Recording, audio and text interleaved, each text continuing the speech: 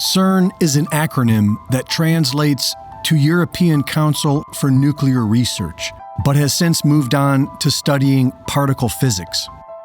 And even though they invented the internet in 1989, they are most famous for their 666 logo, a video of a woman being ritually sacrificed on Cern grounds at the altar of Shiva, the Hindu god of destruction, and for potentially destroying the universe.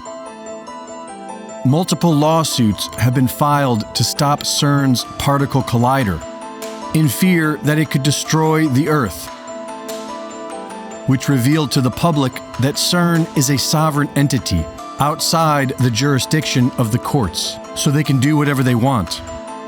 What is it that they're doing?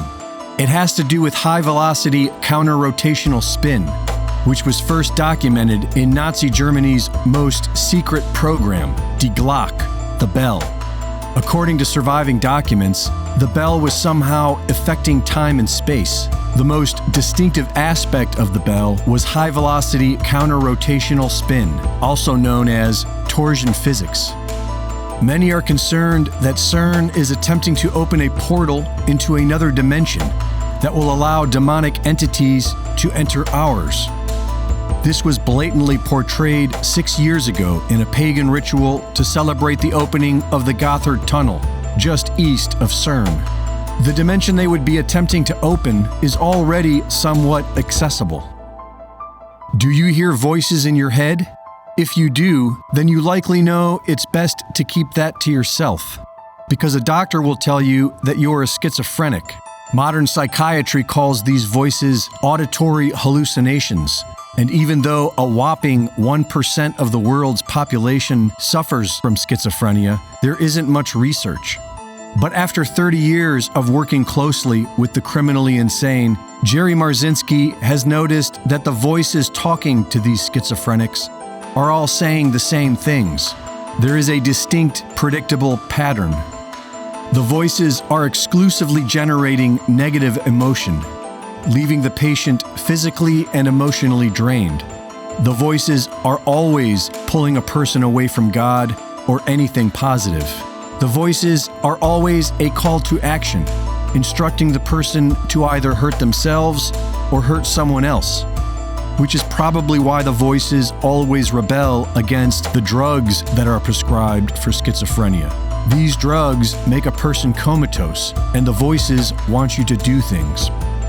Marzinski believes that schizophrenics are being attacked by non-physical entities that he calls energy parasites because they feed off of negative energy. And in practically every case, the victim has experienced severe trauma, usually sexual trauma, which explains why the voices tell people to traumatize others. These demons want more victims. According to the ancient Gnostics, who referred to these entities as archons, they are destructive, sadistic beings who control the earth via the thoughts of humans. Voices in the head. This explains the rampant pedophilia we are seeing today and the incestuous inbreeding of royal bloodlines. These energy parasites need traumatized people to feed upon.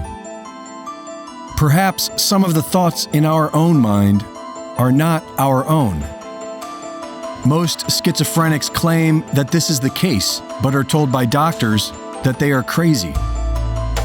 Doctors who only give them lobotomies, electroshock, and drugs. And Marzinski has only seen schizophrenics recover once they start seeing these voices as an external entity.